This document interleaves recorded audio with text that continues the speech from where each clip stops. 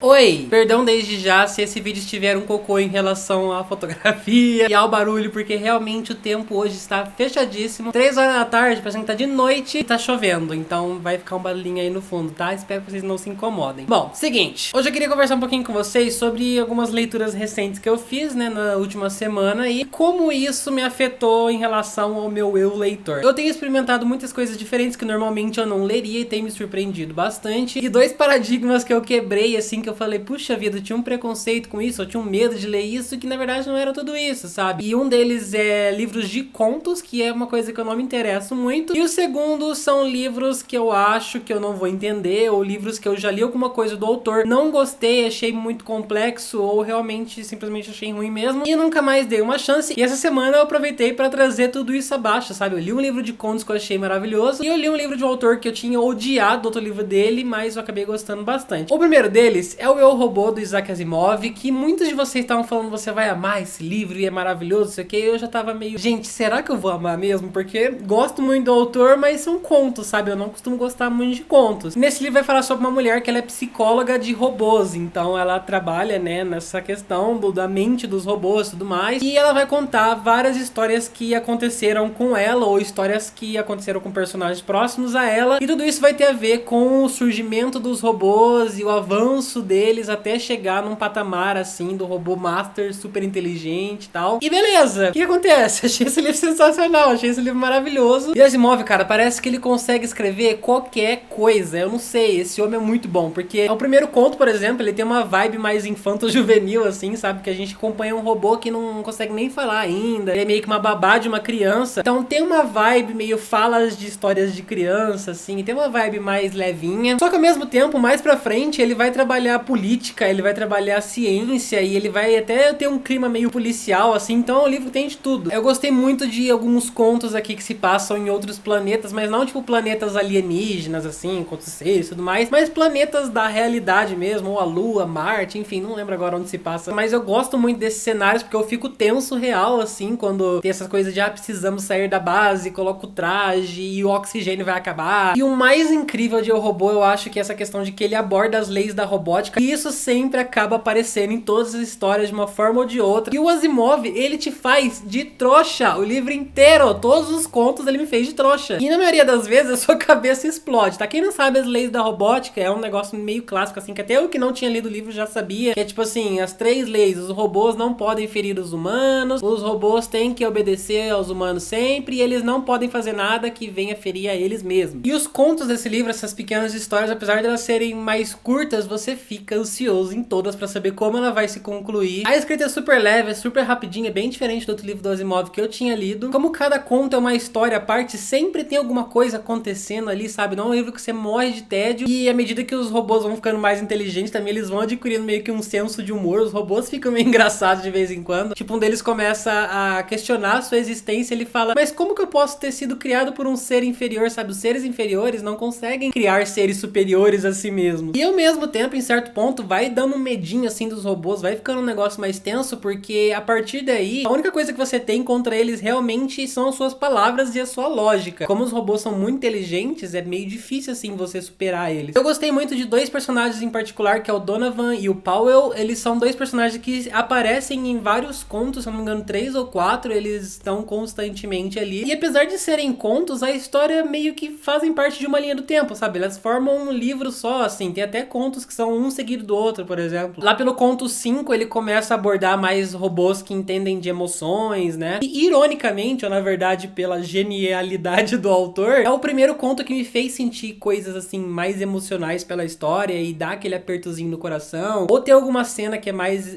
impactante emocionalmente. Eu gostei da grande maioria dos contos, principalmente um que fala um pouquinho sobre viagem e salto interestelar. Eu acho que o primeiro conto, que é da criança lá, e o último conto eu não gostei tanto, assim, foram os meus menos favoritos, mas tem um, por exemplo, que eles estão tentando determinar se o cara ali, ele é um robô ou é um humano, porque já tá bem avançado, assim, sabe? E você fica em dúvida o tempo inteiro, fiquei angustiado, porque eu falava, não, a partir dessa pista, o cara com certeza é um robô. Aí ele fala um negócio aqui, não, mas ele é humano então, mas é robô, mas é humano, é os dois ao mesmo tempo. E o livro, assim, no fim, ele faz uma comparação muito bacana dessas leis da robótica com os conceitos da ética, né, nossa, aqui, dos humanos e tudo mais. E se você parar pra pensar, são basicamente os mesmos princípios, e é muito legal, eu gostei muito desse livro. E Asimov aí entrando com certeza pra minha lista de autores favoritos. Aí em seguida, um outro livro que eu li nessa semana foi O Android Sonho com Ovelhas Elétricas, do Philip K. Dick. Também ficção científica. Esse aqui já é um pouquinho mais doido, digamos assim, mais viajadão. Vai falar sobre o Rick Deckard. E ele é um caçador de recompensa. Ele trabalha pra polícia ali e a missão dele é caçar androides que vieram ilegalmente de Marte pra Terra. E a gente vai acompanhar a história dele, então, nessa missão que ele precisa capturar alguns androides aí e matar eles, na verdade. Porque eles são perigosos, eles são muito parecidos com os humanos, também não tem como discernir, tem que fazer um teste lá, muito louco. Esse livro foi uma grande dúvida na minha cabeça, assim. Parece que o autor fumou 10 quilos de maconha antes de escrever esse livro. E eu, particularmente, eu sou muito ligado a começo de livro. Eu acho que esse livro, infelizmente, não teve um começo muito bom. Eu acho que gerou um impacto meio negativo, assim, na hora que eu tava iniciando a história. Ele já chegou enfiando um monte de coisa ali, explicando do universo e tal. E eu fiquei meio,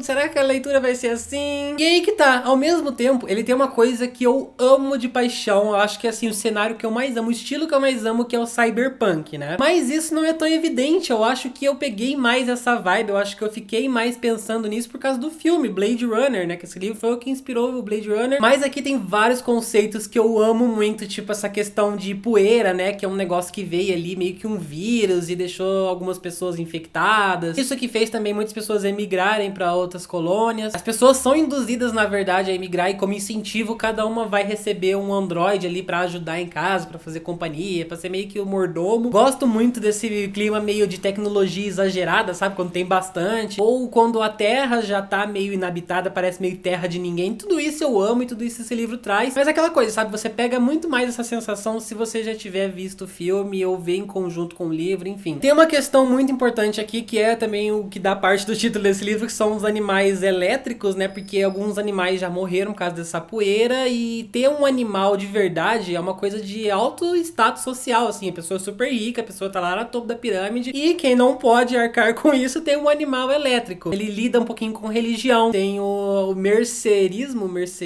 não lembro agora, em volta desse cara aí, desse ser chamado Mercer. E ele é um mártir criado e as pessoas têm uma experiência muito louca que eu não vou nem conseguir explicar direito pra vocês. Eles se conectam através de um equipamento lá. Todo mundo que faz parte dessa religião sente um ao outro, eles compartilham coisas, sentimentos e sensações. É muito louco. E também por causa disso, é um livro que vai abordar bastante essa questão da empatia, que é você sentir empatia por outro ser humano, né? Você sentir compaixão, assim, você se importar com outro ser humano. E ele diz basicamente que o que separa os humanos dos androides é que a gente tem empatia e eles não. Então os androides não conseguem sentir nada uns pelos outros e nem pelos humanos. E também ter essa empatia é a fórmula do sucesso, assim, pra gente não se sentir tão sozinho. Então é um tema também que faz parte dessa trama policial, assim, que a gente vai acompanhar nessa história. Apesar desse começo meio difícil, também algumas cenas ao longo do livro, assim, que eu achei um pouquinho maçantes, achei um pouquinho, ai meu Deus, o que esse autor tá querendo fazer com a minha cabeça? Tiveram outros momentos que eu falei, não, agora eu vou precisar ler esse livro até o final, agora eu vou precisar ir sentar e ficar lendo, porque tá muito interessante. E daí cai de novo, então, sabe, foi um vai e vem, assim, pra mim, que não foi 100% satisfatório. E no conceito geral desse livro, eu acho que ele é um livro muito mais sobre filosofias e ficar pensando e refletir coisas da nossa sociedade do que uma história em si muito concreta, assim. A história, na verdade, ela é meio abstrata. Foi outra coisa que me incomodou um pouquinho, principalmente lá pelo final. Foi um negócio que ficou meio ali. Mas eu achei sensacional o negócio que ele fala aqui em certo momento. Não fala exatamente isso, mas a gente percebe que a mente humana, ela é disputada o tempo inteiro pela religião e pelo entretenimento, pelo humor. Todo mundo quer um pedacinho dela. É um livro também que vai tratar um pouquinho sobre identidade. Inclusive, eu separei uma passagem aqui, deixa eu achar. Ele fala o seguinte: você será requisitado a fazer coisas erradas, não importa pra onde você vá. É a condição básica da vida, ser obrigado a violar a própria identidade. Em algum momento, toda criatura vivente deve fazer isso. É a sombra derradeira, o defeito da criação. É a maldição em curso, a maldição que alimenta toda a vida, em todo lugar do universo. Arrepiou, assim, sabe? Então é isso, sabe? Ele tem um ponto maior que ele quer provar através dessa história, e isso a gente vai vendo bem diluído através de coisas ali dos personagens, de falas e de ações. Teve, assim, um detalhe ou outro que eu fiquei um pouquinho incomodado, que eu acho que gerou um buraco na história. Ficaram alguns buracos ali que eu não entendi muito bem pra onde foi a resolução daquilo. Mas essa questão da empatia realmente é o grande ó do livro, assim, porque ele faz uma reflexão muito sobre como hoje a gente tá faltando em empatia, né, na verdade, e como isso nos aproxima das máquinas, dos androides. Não é uma história sobre como as máquinas estão tão perfeitas que elas estão quase parecendo humanos. Na verdade, é como os humanos estão tão bosta que estão quase parecendo máquina. Ele também mostra um pouquinho sobre felicidade fabricada, né, e os bons sentimentos fabricados, porque tem uma questão aqui no livro que eles têm um equipamento na casa deles ali que eles mexem, colocam um código e esse código gera um sentimento neles. Ah, vou colocar agora 462, que é o código da felicidade, ou 528, que é o código de pensamentos positivos, enfim. Isso foi uma coisa muito incrível, muito sensacional. Essa crítica de como os sentimentos e as coisas, assim, estão sempre um clique de distância. E faz a gente questionar o que é verdade, sabe? A gente tá realmente sentindo isso, ou a gente tá sentindo porque a gente tá sendo obrigado a sentir isso, ou porque a gente tá se forçando por causa de algum estereótipo, alguma coisa. E é bizarro, assim, você parar pra refletir na nossa sociedade hoje, por causa de tudo que a gente tem, por causa da tecnologia, por causa da internet. É muito fácil você perder, assim, o limite do verdadeiro e falso, e você parecer que aquela pessoa, por exemplo, tá super feliz, mas na verdade aquilo lá é só uma fachada, é só um sentimento fabricado, e tudo que você vê aqui na internet hoje é mentira. E como eu disse pra vocês, porque a história em cima disso é meio abstrata, porque o autor, sei que ele gosta de pegar esses conceitos, essas coisas sociais que ele quer passar, e transformar isso em história só pra pregar mesmo isso pra gente. Então a história fica meio assim, fica meio loucona. Então é isso, gente. Essa é